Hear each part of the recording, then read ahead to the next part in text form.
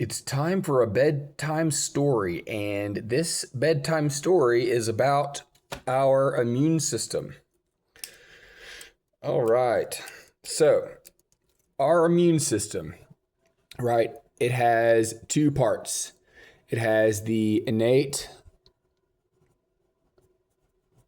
or non-specific immune system, and it has the acquired, right?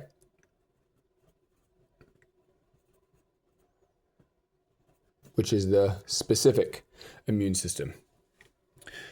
All right, so the innate, these are the cells and the substances in the body that will attack anything that does not look like us, right?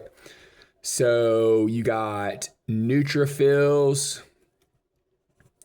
you got eosinophils, you got basophils, you got T.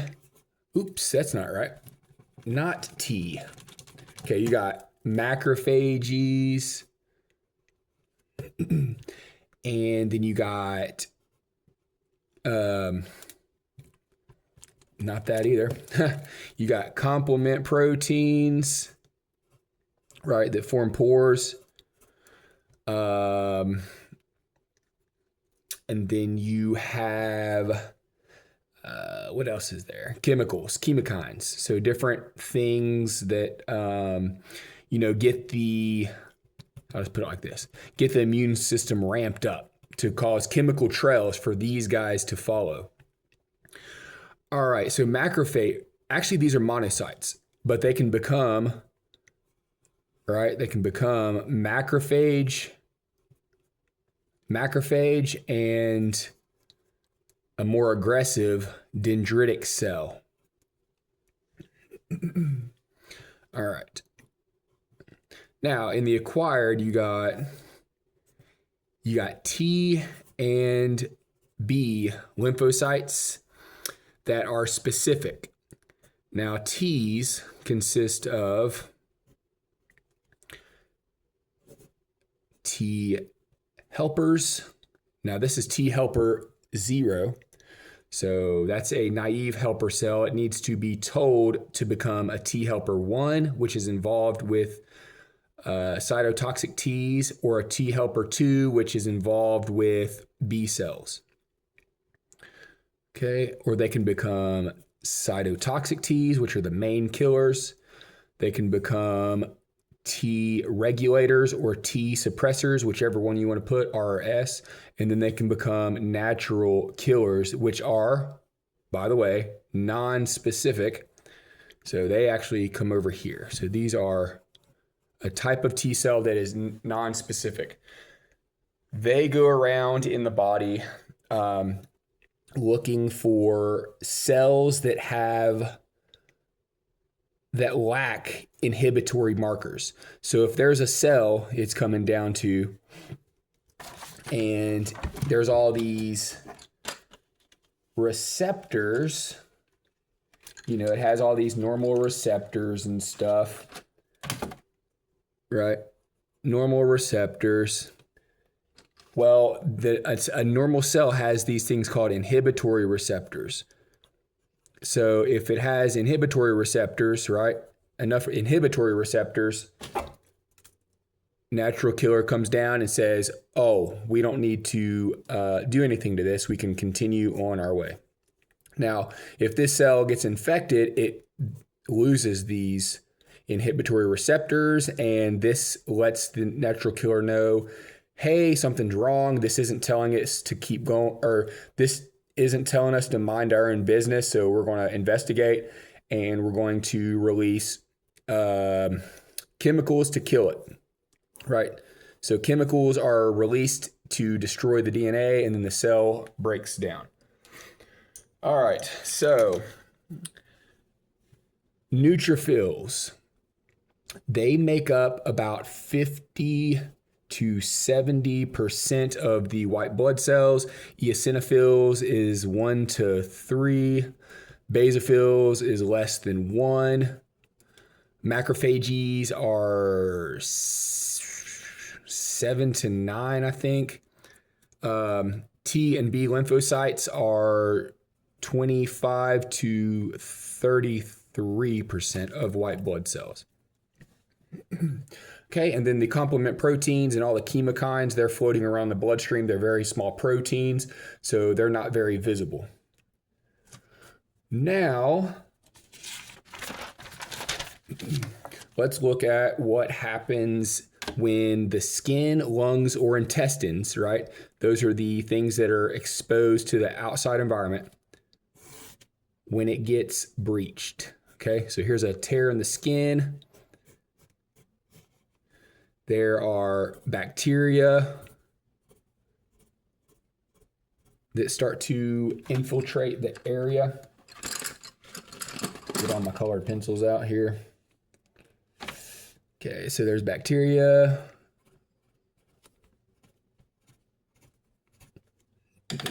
And then there is a mast cell hanging here. And it has a pathogen recognition receptor, and it binds part of that bacteria. So this is a mast. And so what it does is it releases chemicals that cause the bloodstream to dilate. So histamines cause vasodilation to allow white blood cells to escape easier. So first in the attack is going to be a neutrophil, and then you'll have monocytes. Monocytes come in and they get activated to become macrophages or dendritic cells. Now, when they become macrophages or dendritic cells, right? They are, so this is signaling them to become activated. They come up, they grab, engulf, right? Phagocytize the bacteria, and then they take a piece of that bacteria and present it on an MHC2. It means major histocompatibility protein receptor type 2. Okay, so the macro slash dendritic cell takes it to the nearest lymph node, right? So now we're going to the nearest lymph node. And in there, right, here's the macro. Here he comes to save the day. Okay, he's come in with his MHC2 receptor with the little piece of the bacteria to show his T helper cell friends. Okay, and here is a T helper that's naive and hasn't really matured yet. So it has a normal T cell receptor with a CD4 co-receptor to stabilize this MHC2 receptor. They communicate. Macro says, hey, look what I got. T helper then realizes this is a bacteria. I'm going to become a T helper 2, type 2 now, because I need to get a hold of my B cell buddies. So this is a B naive. Now here's another thing. It has to find a B cell that's naive that came from the connective tissue and migrated down here and is also presenting with an MHC2 marker. Okay, so it has to be activated for the B cell to go and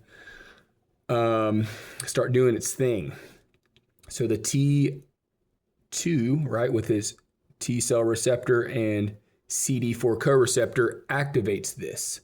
Now this can become its active form, plasma, and memory. So memory cell has all the ingredients and stuff it needs to become a plasma cell if necessary in the future. And then the plasma cell starts increasing its rough ER and then starts mass producing antibodies and shooting them out into the fluids of the body. So it's called a humoral response. Humoral meaning fluid, response. And then it surrounds the bacteria. So I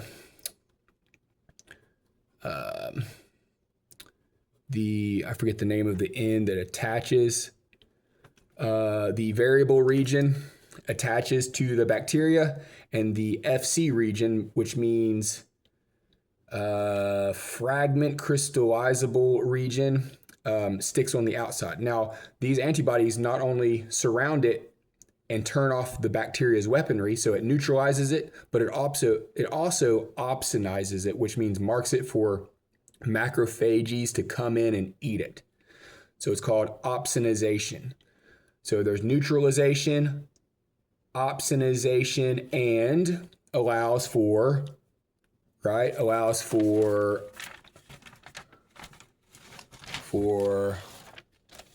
complement proteins, right, to come in and start building off, like use these antibodies as scaffolding to make a holus pore. And since bacteria has lots of salt and osmotic agents in it, water flows in and the bacteria explodes. Okay, so that is the B cell pathway. Now, also, what happens if we have viruses, right? So we have the thymus gland that sits on top of our heart, right? That's where the T cells, the naive T cells, go to mature.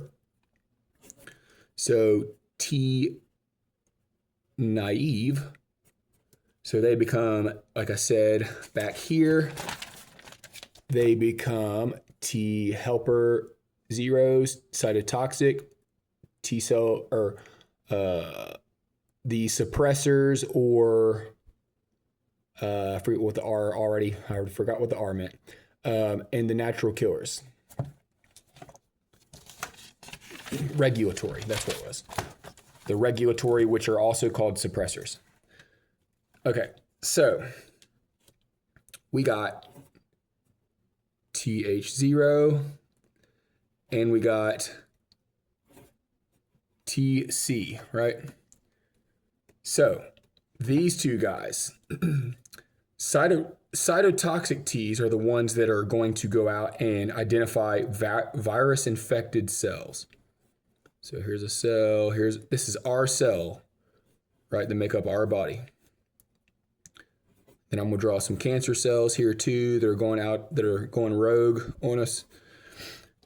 Let's see, I should have got all these colors prepared before I started this process, but whatever.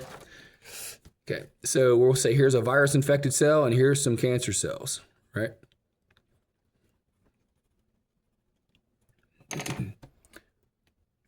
Okay, so we're constantly being told to let these mature to become cytotoxic Ts so that they can go scout the body. Okay, so these are just normal cells here with their normal nucleus.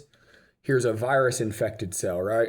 A virus-infected cell will be presenting with an MHC1 marker and an antigen, letting our body know, specifically our cytotoxic T cells, know that it is infected. So as it, goes around the body, kind of just monitoring all these receptors on all these cells, it comes across this one. Okay, and it's got its T cell receptor with its co-receptor, its CD8 co-receptor to help stabilize that receptor to receptor interaction. All right. Now, at the same time, this cell here is releasing interferons to let his buddies know that it is infected so that they can make antiviral proteins. So it's not only is it presenting with MHC1 receptor, but it's also releasing interferons. All right. Now, what happens from here? This cytotoxic T cell releases something called perforins. Perforins are kind of like complement proteins, except they're released directly from the cytotoxic T cell. They make a pore, so they build a pore complex, and then it releases granzymes. Granzymes go in and break down the DNA, and this cell dies. Okay? And it undergoes apoptosis, which is a nice, neat death. So it undergoes apoptosis, which looks like this, right?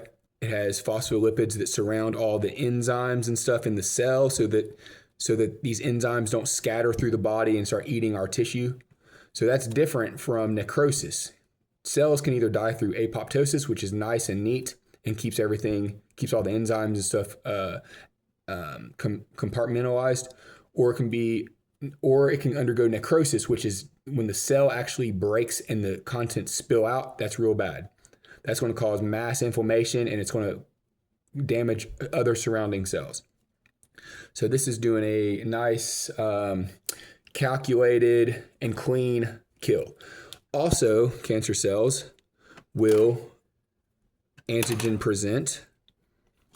Actually, well, they'll do that, but they also do something called,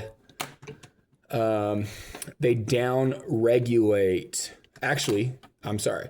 They up-regulate inhibitory receptors. So these cancer cells start making all kinds of inhibitory receptors and are like, hey, yeah, we're good. Everything's good here. Don't mind this thing, because these end up overpowering that. But if the cytotoxic T cell can get to this quick enough, it can kill it. So natural killers also, right? They're also coming by and checking stuff out. And so they'll see all these inhibitory receptors and then they'll just take off. So that's it. That's cancer's superpower, essentially. Fast mitosis and inhibitory receptor production. Now, TC, right, will be releasing chemicals back to the T helper cell, which became this T helper cell is now a T helper 1 now. And it's like, okay, I hear you. I want to send more signals to you to tell you to proliferate so that we can amp up the battle.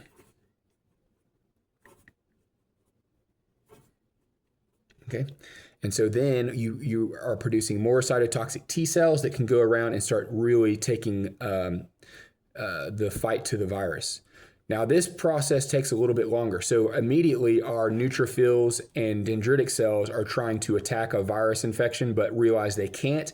So that leads to a longer process where chemicals and things have to get sent to the T naive so that they can become activated. So that is a delayed process. That's why there's prolonged fever and stuff like that. Also here, same thing up here with a bad bacterial infection. There's a prolonged response because they have to go through multiple steps to eventually get to the source where there's already mass multiplication of, the bacteria. So that's pretty much everything that sums up the nervous system as far as the innate and specific immune system.